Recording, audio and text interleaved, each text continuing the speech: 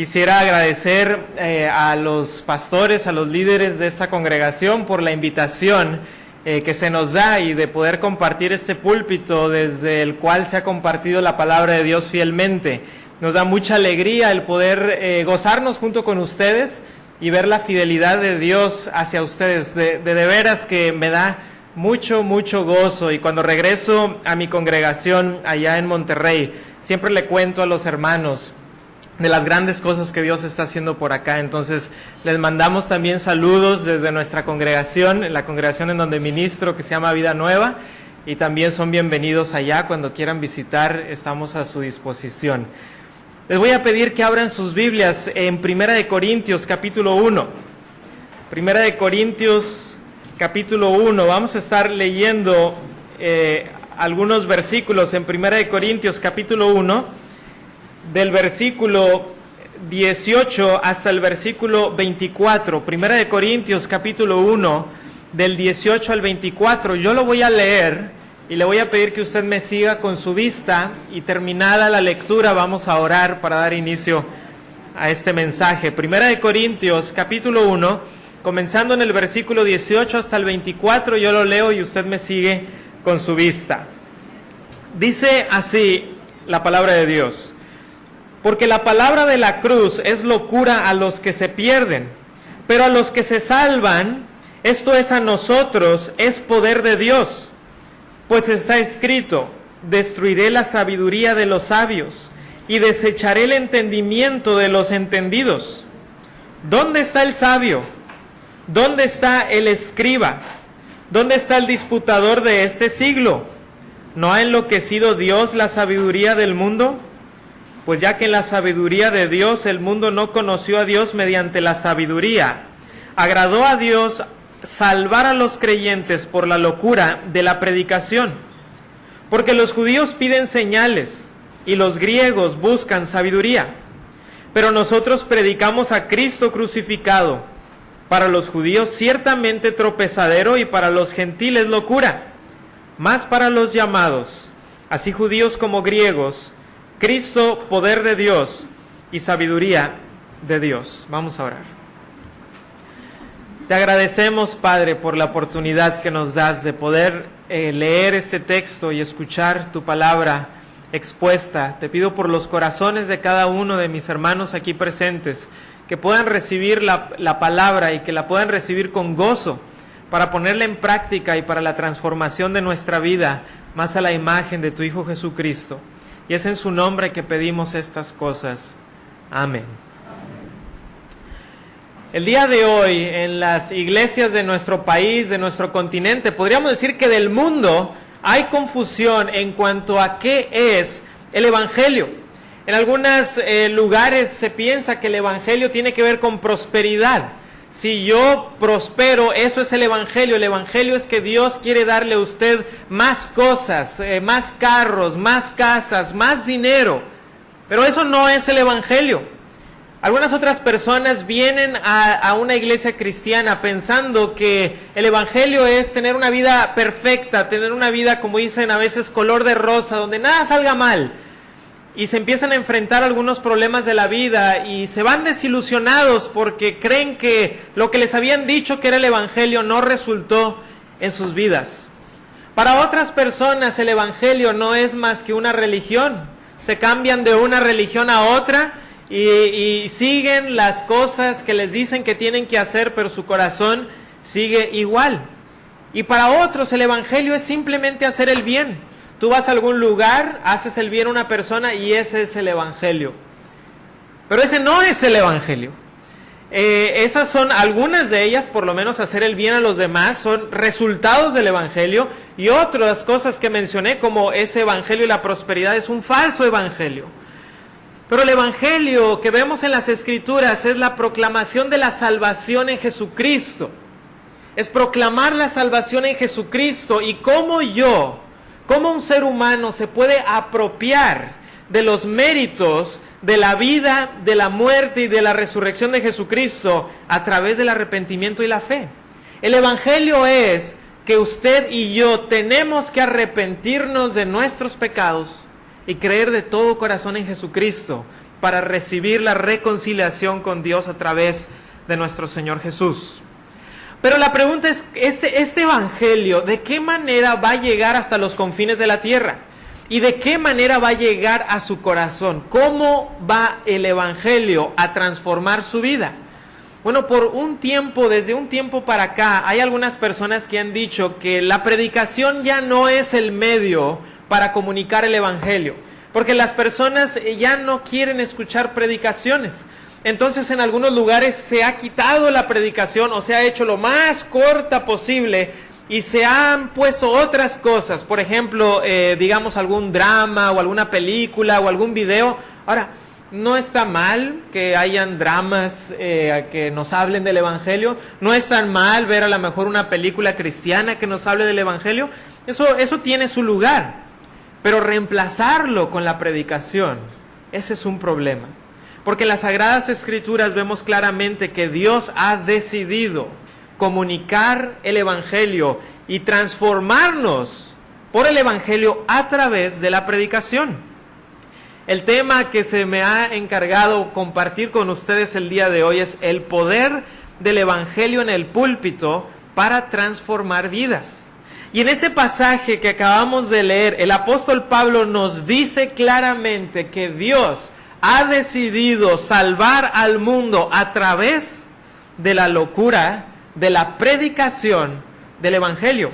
Y lo que vamos a ver en este pasaje el día de hoy es que el apóstol Pablo nos va a responder a dos preguntas. Dos preguntas que yo tengo y yo creo que también usted, y este pasaje nos da la respuesta. Vamos a ver la primera pregunta que nos vamos a hacer. La primera pregunta es, ¿qué es el evangelio? ¿Qué es el evangelio? ¿De qué se trata este evangelio que nosotros como cristianos decimos que estamos proclamando y que debemos de proclamar? Así que vamos a ir viendo este pasaje de manera consecutiva. En el versículo 18, en la parte A, dice, porque la palabra de la cruz es locura a los que se pierden. Hermanos, cuando hablamos de la palabra de la cruz, está hablando de la proclamación del evangelio. Cristo murió en la cruz del Calvario para darnos salvación. Y en este pasaje el apóstol Pablo nos muestra que hay dos tipos de seres humanos, los que se salvan y los que se pierden. Los que se salvan y los que se pierden. Y ahora yo quisiera preguntarle a usted, ¿en qué grupo está? Si usted está en el grupo de aquellos que se salvan por el evangelio o aquellos que se pierden. ¿Quiénes son aquellos que se pierden? Son los que no reciben el don de la salvación, que es por la fe genuina en Jesucristo.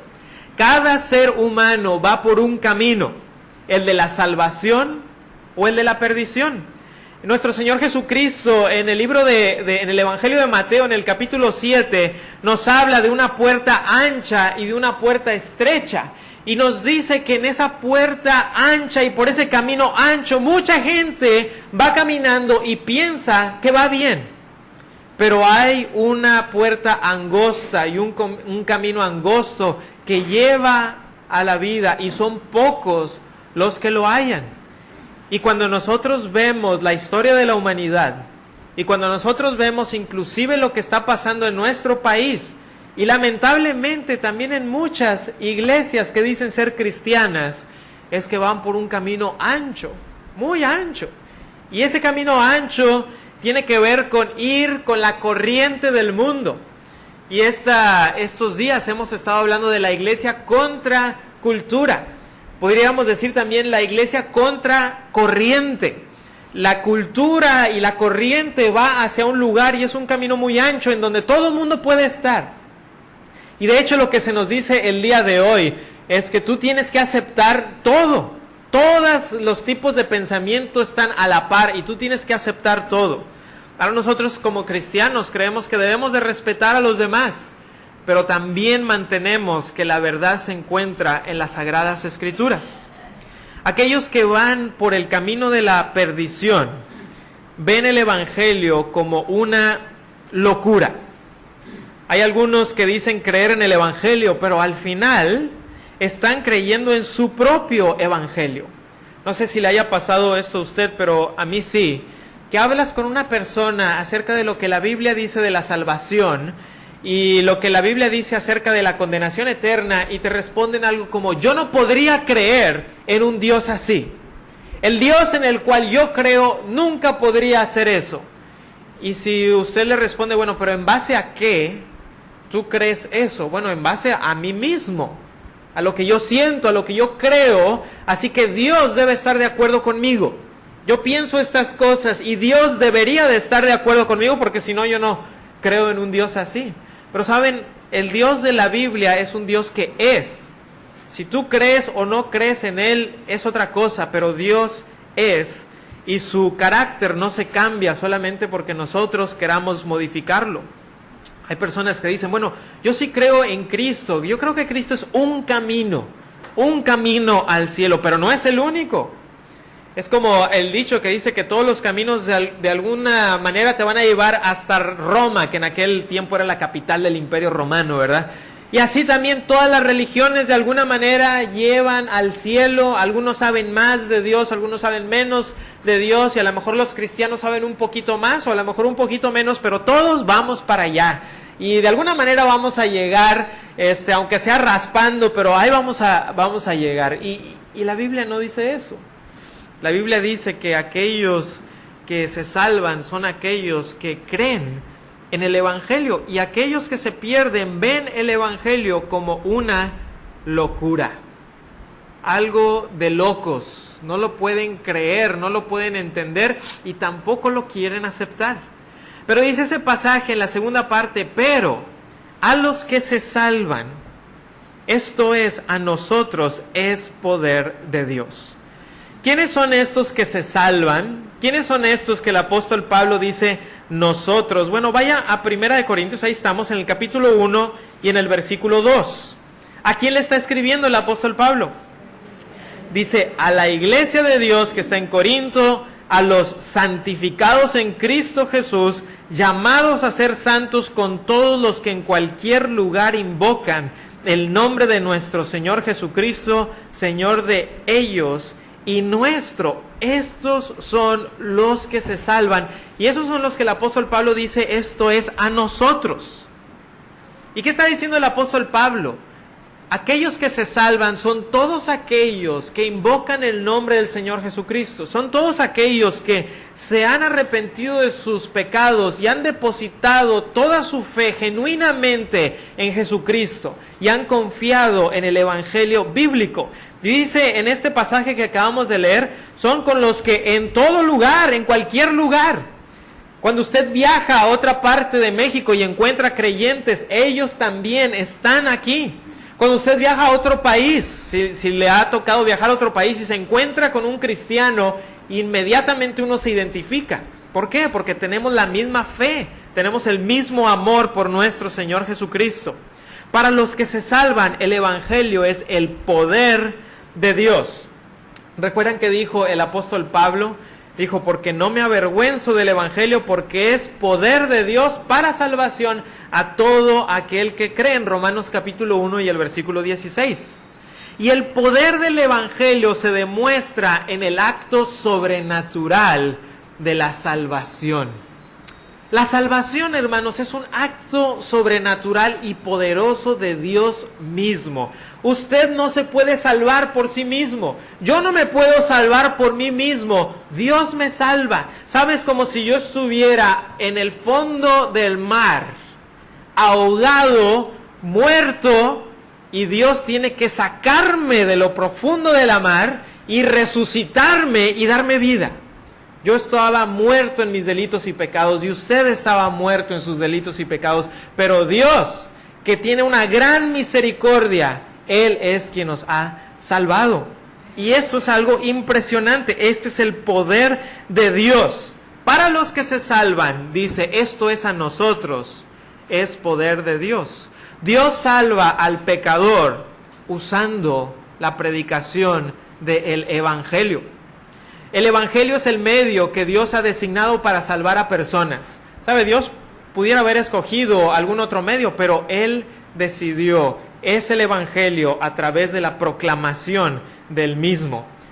Y el Evangelio es poderoso porque es un milagro. La regeneración es un milagro, hermanos. Es un milagro que yo, estando muerto, pueda ser resucitado por el poder de Dios para andar en vida eterna y en vida nueva. El poder del Evangelio proviene de Dios y es gloria de Dios. Vamos a 2 de Corintios capítulo 4, por favor. 2 de Corintios capítulo 4 y el versículo 7 dice así, 2 de Corintios 4, 7 dice: pero tenemos este tesoro en vasos de barro, para que la excelencia del poder sea de Dios y no de nosotros. Este gran tesoro, este tesoro que Dios nos ha dado del Evangelio, está en vasos de barro. Nosotros somos vasos de barro frágiles. Alguien de ustedes quizá haya tenido alguna vasija de barro y sabe que en el momento en que se le resbale de las manos se va a romper, porque es algo frágil. Y nosotros somos frágiles, ¿verdad? Cada vez más nos damos cuenta de eso. Nosotros, los seres humanos, somos muy frágiles. Estamos todos los días a merced de Dios. Estamos confiando en Dios para nuestra vida, estamos confiando en Dios para nuestra salud. Él está a cargo de nosotros, nosotros somos frágiles. Y Dios decide poner este gran tesoro en una vasija de barro. O sea, si usted le preguntara a un gran rey, le diría: no, si yo voy a poner un gran tesoro, lo voy a poner en un gran cofre, ¿verdad? En un cofre hermoso, ¿verdad? Que sea muy, muy bonito. Y le preguntas a Dios y dice: yo así no hago las cosas. Yo pongo este tesoro en un vaso de barro frágil, que somos nosotros. ¿Para qué? Para que la excelencia del poder no esté, que la gente no esté admirando el vaso de barro. ¡Oh, qué gran vaso de barro! No, es lo que está dentro, ¿verdad? Es el Evangelio lo que cuenta. Regresemos a 1 de Corintios capítulo 1 y vamos al versículo 19. Dice: pues está escrito: destruiré la sabiduría de los sabios y desecharé el entendimiento de los entendidos. El apóstol cita aquí a Isaías, el profeta Isaías, capítulo 29 y 14.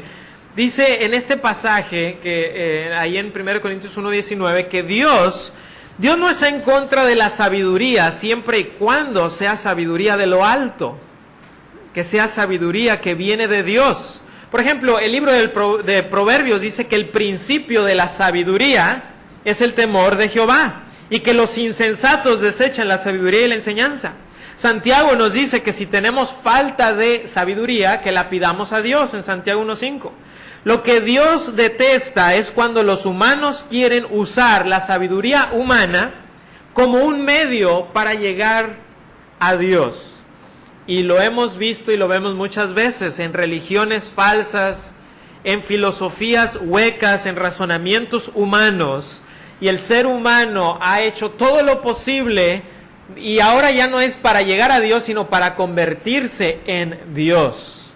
El ser humano el día de hoy ha desechado la idea de Dios y ahora dice: nosotros somos dioses. O la naturaleza es el Dios que debemos de adorar. O nuestra mente es el Dios que debemos adorar. Y esa es la sabiduría de los seres humanos.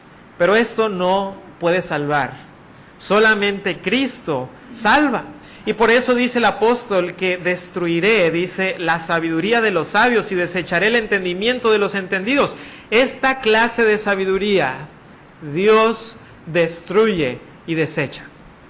El Evangelio, hermanos, por naturaleza es un evangelio que nos humilla.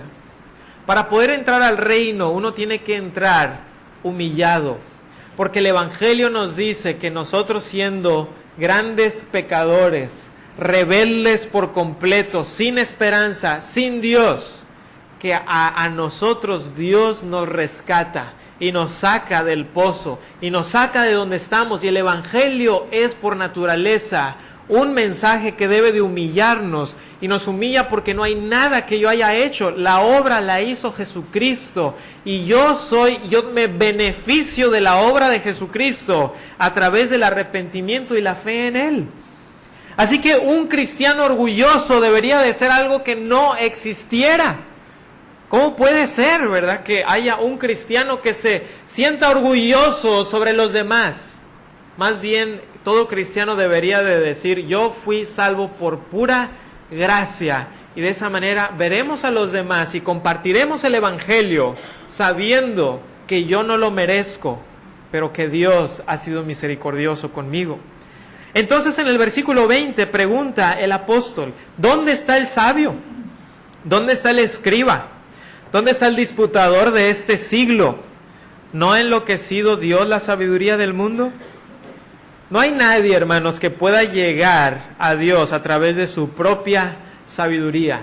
Nadie se salva razonando y pensando nada más por sí mismo y llega hasta el cielo. Dios tiene que hacer una obra sobrenatural en nuestra mente, en nuestra voluntad, en nuestro espíritu. Dios tiene que hacer un milagro y así nos salva. Ni los sabios, ni los escribas, que eran las personas más inteligentes, ¿verdad?, de ese tiempo, porque se dedicaban a copiar escritos, ni los filósofos. Y pregunta el apóstol, ¿no ha enloquecido Dios la sabiduría del mundo? El hermano Mateo estuvo compartiendo de Romanos capítulo 1. Y Romanos capítulo 1, por ejemplo, nos dice que Dios los entregó a la inmundicia. Nos dice que Dios los entregó a pasiones vergonzosas, que Dios los entregó a una mente reprobada. Porque el ser humano está en rebelión contra Dios. Y quizá haya alguien aquí que está en rebelión contra Dios. Y mi exhortación y mi deseo para usted es que el día de hoy usted puede venir a Jesucristo realmente. ¿Sabe? La salvación no es por venir a la iglesia. Venir a la congregación es algo bueno, congregarnos es algo bueno, pero la salvación es cuando yo reconozco que soy un pecador y me arrepiento de mis pecados y deposito mi fe en Jesucristo y le recibo por la fe, y entonces recibo la salvación de Dios. Entonces en este pasaje, cuando nos hacemos la pregunta de qué es el Evangelio, el apóstol Pablo nos responde, el Evangelio es poder de Dios. Para algunos es locura, para aquellos que se pierden es una locura, pero aquellos que se salvan, esto es a nosotros, y me gustaría que todos pudiéramos decir que estamos en ese nosotros, es poder de Dios. Así que si usted aún no ha experimentado ese poder de Dios, venga a los pies de Jesucristo. ¿Por qué esperar otro día? Hoy es el día en que Dios le está dando la oportunidad para que usted vea este Evangelio, se convenza de su necesidad y venga a los pies de Jesucristo. Hay una segunda pregunta que quisiera que respondiéramos en este pasaje. Y la pregunta es, ¿cómo se esparce el Evangelio? ¿De qué manera este mensaje va a llegar a otras personas? ¿De qué manera este mensaje va a llegar a su corazón? ¿De qué manera este mensaje va a llegar al corazón de sus familiares cercanos, lejanos? ¿De qué manera va a llegar este mensaje hasta los confines de la tierra? ¿Cómo se esparce el Evangelio? Versículo 21. Dice, pues ya que en la sabiduría de Dios el mundo no conoció a Dios mediante la sabiduría, agradó a Dios salvar a los creyentes por la locura de la predicación. Dios en su sabiduría decidió que la sabiduría humana no fuera el medio para llegar a Él. Esto es lo que Dios ha decidido. Las religiones enfatizan el conocimiento para llegar a Dios. Ahora, no estoy diciendo que no debamos de saber cosas, por supuesto, y parte de lo que queremos hacer en las congregaciones y con los institutos es que sepamos cosas acerca de Dios. Pero esas deben de ser cosas espirituales que lleguen hasta nuestro corazón. Y hay que tener mucho cuidado cuando a veces se dice, si tú quieres verdaderamente llegar a conocer a Dios, hay un conocimiento secreto y místico, nada más para algunos. Y tú quizá puedas llegar a este conocimiento, pero tienes que pagar un poco de dinero, etcétera, etcétera, ¿verdad? Y así puedes identificar una falsa religión si lo que le interesa es tu cartera en lugar de tu corazón. Entonces, hermanos, dice aquí, no es de la manera que los seres humanos creen. La ciencia, por ejemplo, enfatiza el conocimiento para convertirnos en dioses. Ahora, la ciencia es algo precioso si es usada bien para la gloria de Dios, pero también muchos se han desviado pensando que de esa manera encontrarán la respuesta para todas nuestras necesidades. Y dice en este pasaje que agradó a Dios salvar a los creyentes por la locura de la predicación. Cuando dice que agradó a Dios, está diciendo que le pareció bien a Dios. Esto le gustó a Dios. En la eternidad pasada, Dios dijo, esta es la manera. Esto es lo que me gusta, esto es lo que me agrada, esto es lo que me trae alegría. Hermanos, Dios, ya que es Dios, puede hacer su voluntad y hace su voluntad. Y su voluntad siempre es buena, y su voluntad siempre es preciosa, y su voluntad siempre es agradable. Y Dios decide hacer esto. Igual como la creación le pareció buena a Dios y así lo declaró Él, su plan de salvación, el plan de salvación le es agradable a Dios. Dios dice, este es el mejor plan, el plan de salvación, la venida de nuestro Señor Jesucristo, que Cristo se hizo carne y vivió una vida perfecta y murió por nuestros pecados y que después resucitó y ascendió. Ese es el plan que le agradó a Dios. Y dice que esa es la locura de la predicación. Agradó a Dios salvarnos por la locura de la predicación. Y la palabra predicación tiene que ver con proclamar, hermanos. Cuando usted ve la palabra predicación es una proclamación. Tiene que ver con alguien que es como un heraldo. Y no sé si haya visto usted o haya escuchado de lo que eran antiguamente los heraldos, pero eran personas que tenían un mensaje de parte del rey y se paraban en las esquinas de los lugares y a veces con una campana empezaban a sonar la campana y la gente escuchaba y ellos proclamaban, sacaban un pergamino y decían, el rey dice, y proclamaban algo. Ahora usted y yo somos esos heraldos y el pergamino, por así decirlo, de las Sagradas Escrituras y el mensaje es el Evangelio. Y nosotros debemos de proclamar ese evangelio. Así que el heraldo de las esquinas de antes ahora es el predicador detrás del púlpito que está proclamando el mensaje del evangelio, de las buenas nuevas de Dios. Ahora, hay un sentido en el que todos nosotros debemos de proclamar ese evangelio. Y hay otro sentido en el cual Dios ha deseado que a través del púlpito y desde el frente se proclame la predicación del evangelio. Es la única proclamación indispensable. Hay muchos mensajes buenos que uno hay que decir, pero el único mensaje indispensable de vida o muerte es el mensaje del evangelio. Versículo 22. Dice, porque los judíos piden señales y los griegos buscan sabiduría. Los judíos piden señales. Los judíos, hermanos, pidieron señal de Cristo varias veces, pero el Señor no concedió a sus demandas. Por ejemplo, en Juan capítulo 6, le dijeron entonces, ¿qué señal pues haces tú para que veamos y te creamos? ¿Qué obra haces? Le decían al Señor Jesucristo, mira, te vamos a creer, pero tienes que hacer algún tipo de señal. Si no haces una señal, no te vamos a creer. En Marcos 8 dice, vinieron entonces los fariseos y comenzaron a discutir con él, pidiéndole señal del cielo para tentarle. Entonces, estaban los judíos y los judíos decían, mira, tú dices que eres Dios, tú dices que eres el Hijo de Dios, haz una señal y entonces a lo mejor te creeremos. Pero, hermanos, el Señor Jesucristo había hecho muchas señales, había hecho muchos milagros.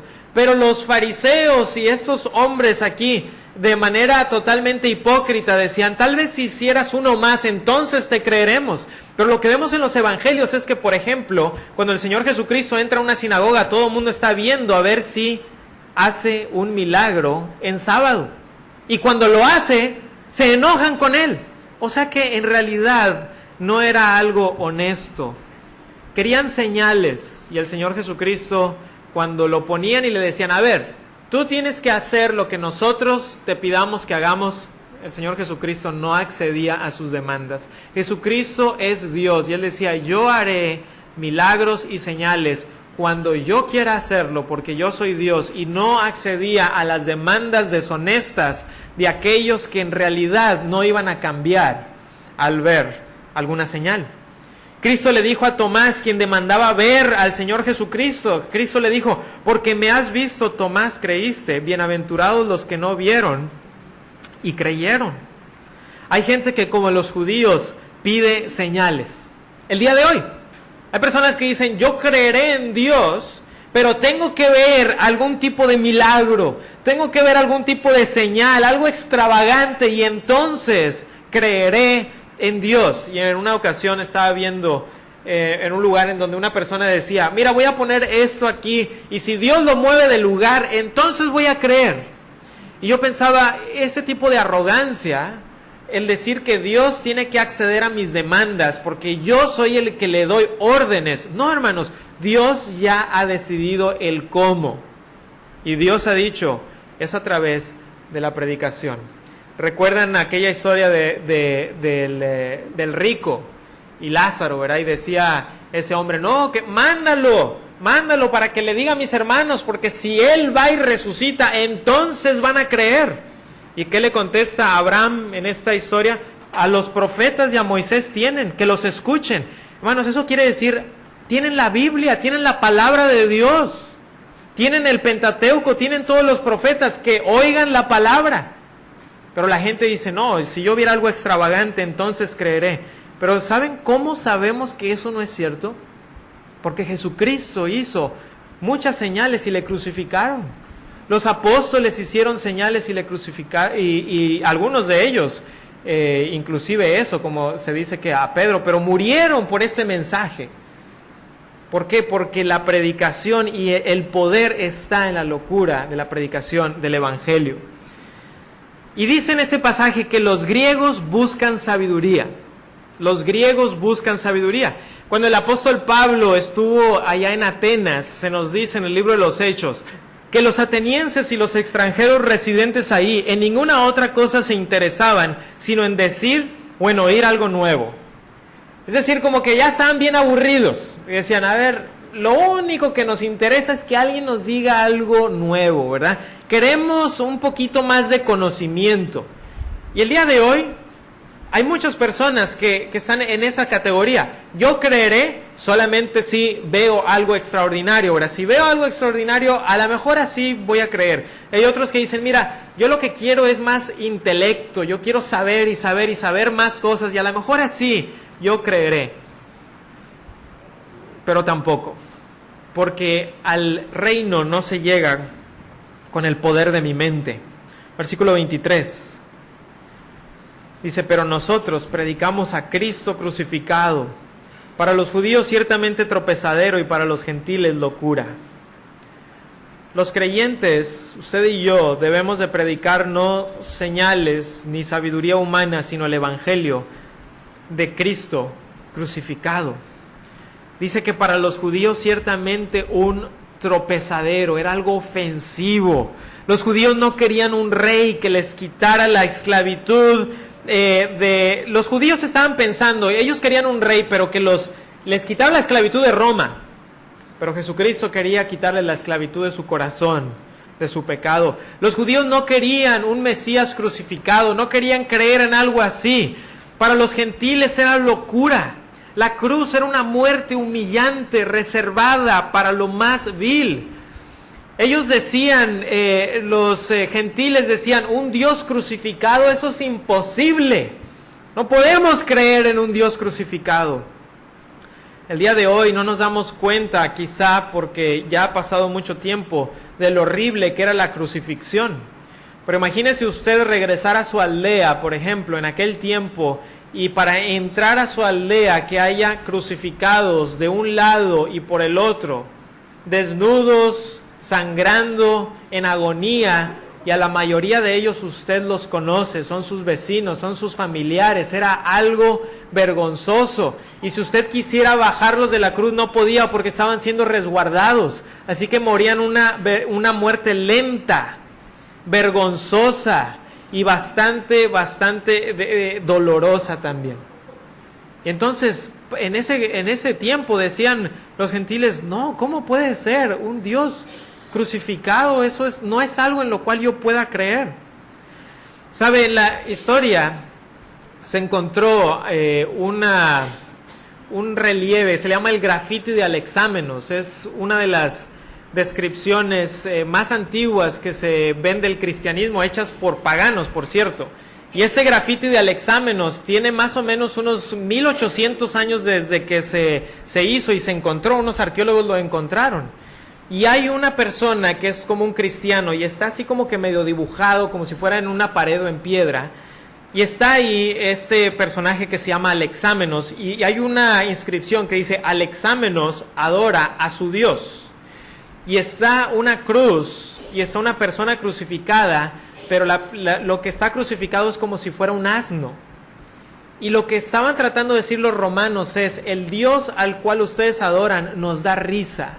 Era la manera más fuerte que ellos querían ir en contra del cristianismo. Querían blasfemar en contra de Dios y decían: no podemos creer en un Dios así porque es una locura. Es una locura. Y lo increíble es que ese es el poder de Dios. Y que en esa cruz nuestro Señor Jesucristo venció el pecado y venció la muerte y venció a todos los principados y potestades, y la cruz resulta ser el gran triunfo de nuestro Señor Jesucristo, y en la cruz nosotros podemos recibir el perdón. Dice el versículo 23 que acabamos de leer: para los gentiles locura, y el versículo 24 dice: más para los llamados, así judíos como griegos, Cristo, poder de Dios y sabiduría de Dios. Hermanos, en ese pasaje nos está diciendo el apóstol Pablo: los llamados, judíos o griegos, no importa tu tez, tu color de piel, no importa tu color de ojos, no importa tu etnicidad, no importa el lenguaje que tú hablas, Dios está llamando a personas de toda tribu, de toda nación, de todo tipo de coeficiente intelectual, de todo tipo de clase socioeconómica. Para Dios no hay discriminación. Él está salvando a un número enorme de personas y lo ha estado haciendo, y Dios es experto en salvar. A Dios le encanta salvar. Y esto es lo que Dios está haciendo. Los que son de Dios, ese pueblo de toda lengua y nación, para ese pueblo, el Evangelio de Jesús es poder y sabiduría. Y yo quisiera preguntarle si usted está en ese pueblo, si usted es parte de este pueblo que dice aquí: los llamados, judíos, griegos, de cualquier nación, de cualquier etnicidad. ¿Está usted aquí? Porque si no, Dios le ha dado a usted la oportunidad el día de hoy de venir a los pies de Jesucristo y de escuchar la voz de Dios, esa voz que le está llamando a usted a venir a Jesucristo, a responder al llamado del Evangelio en arrepentimiento y fe, y decir: sí, Señor, tú tienes la razón, yo estoy equivocado, yo soy pecador, tú eres santo, no me puedo salvar. Pero a través del arrepentimiento y la fe, usted puede recibir el día de hoy el perdón de sus pecados, la salvación y la vida eterna. Que Dios nos ayude a ver la maravilla del Evangelio y el increíble poder que tiene para salvar a los perdidos, y que nos ayude también a jamás dejar de decirle a otros que Cristo Jesús vino a morir por pecadores como usted y como yo. Hermanos, mantengamos la predicación fiel, que esa proclamación desde el púlpito y desde su vida sea fiel para la transformación de su vida y de la mía, y para la salvación de millares de personas. Vamos a orar. Padre, te alabamos y te damos las gracias por la gran salvación que tenemos en Jesucristo. Eres un Dios grande, bueno, y nos has rescatado de nuestra vida vana. Y todo lo has hecho, Señor, en tu gran misericordia y gracia, con ese amor infinito, Señor, inmerecido, incomprensible también. Pero te damos gracias porque en esa gracia y misericordia tú nos has salvado. Y te pido, Señor, en esta mañana que si alguien aún no tiene esta gran salvación, pueda venir a los pies de tu Hijo Jesús. Y es en el nombre de nuestro Señor Jesús que lo pedimos. Amén. El Señor les bendiga.